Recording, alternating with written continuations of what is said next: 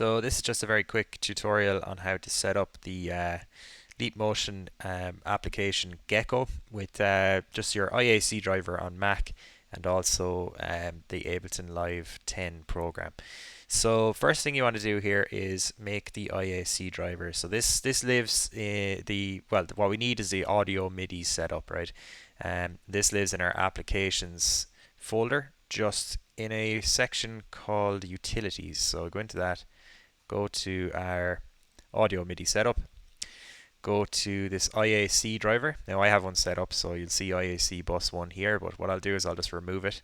So click the minus, you have to wait a second for this, goes away, click the plus, and it is now there. So if I hit apply, that is now a virtual MIDI bus that is just kind of doing its thing. It's just sitting there. It's not like active or anything at all, but it just exists now, right? So I'm going to close this, close our Finder, go to our next step. So we want to set up the Gecko application. So I'm going to just assume that you have your leapmotion configured here already. So if I go to Gecko, first thing I want to do is go to my preferences. So open that up there, go to output port, and now it might say null device or it'll just be blank, but if you go into it, that IAC driver, which is the virtual MIDI bus that we created, should be in here, right?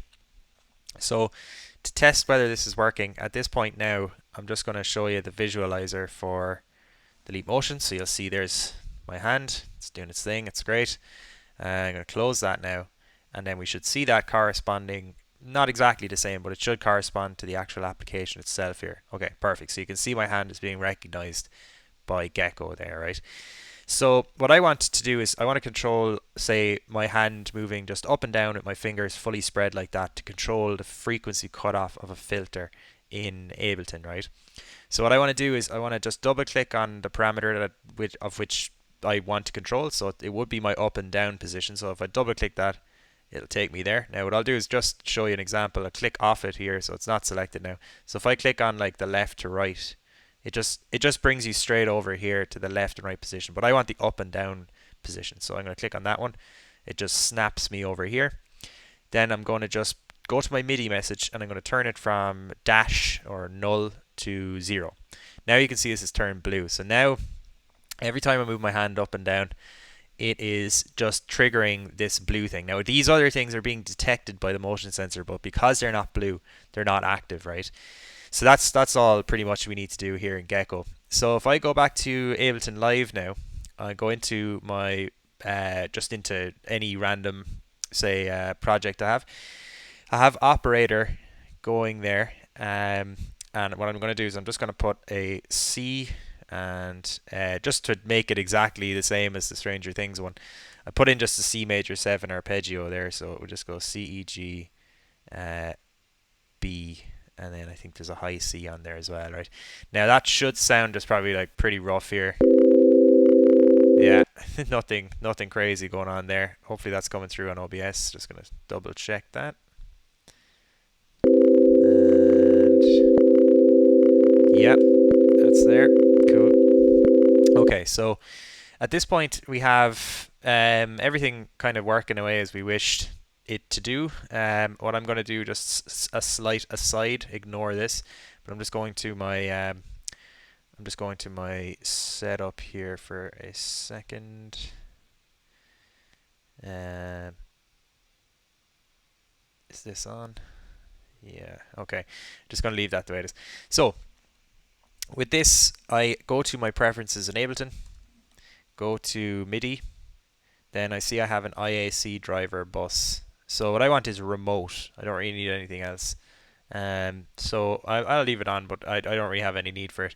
So and on input only. So now at this point, if I was to hover my hand over it, you should see up in the top right hand side of Ableton there, it's detecting MIDI, right, which is great. So that little highlighter means that it's detecting it.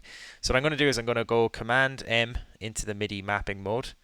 I'm going to then click on the frequency cutoff of operator. I'm then going to map it. So all I did was just put my hand over the leap motion there, did the job. Command M, turn it off, and now if I move my hand, you'll see that the actual frequency cutoff is moving too. So just to show you with the visualizer, that's what I'm doing right now, and the frequency cutoff down here is moving the same way. So now, unfortunately, whatever monitoring setup I've just made for myself, I can't hear I can't hear Ableton myself. But what I'll do is I'll put a MIDI effect onto this with an arpeggiator, put it on up and down. It mightn't be perfect. Apologies if it isn't. But I'm going to also just change this to a saw wave. And I'll tell you what I'll do. Actually, I'll make that. And I'm going to put this at -12 as well. Put fine tune, just slightly detune this second oscillator. Actually, I need to click on my algorithm here. Just this little guy. Click on this one. Means that there's no modulating going on between each oscillator or voice. And then once I'm here, I can go to my saw again. We just go up saw D. Now I'm going to press play. Although actually, do you know what? I'd just be doing it a disservice if I didn't throw on a bit of space onto her. So actually, I'm not going to be able to hear it. So I'm hoping this isn't really bad. But we'll just go dry wet 50. That's fine. Size here, decay, low cut, and I'm just going to throw this down an octave. So Command A. Shift and down arrow, and then press play here. So you should be getting very quiet audio there. So now if I put the trick with this is to kind of put your hand over the bottom of the, like, really low straight away. And because if I go in on top, the filter will just snap up there. So what I want to do is, as you can see, I'm rising. Oops, see, it kind of went a bit there. Yeah, there we go. So the interesting thing was it worked quite well with my cousin's hand. He's obviously just a child, so I think that is a factor. Yeah, it's okay there now. So yeah, the MIDI is now being mapped to this, so it should be working exactly as it did in the video that I sent there. So hopefully that's all you need. If you have any questions at all, just hit me up and I'll hopefully get back to you as soon as I can then. Best of luck and enjoy.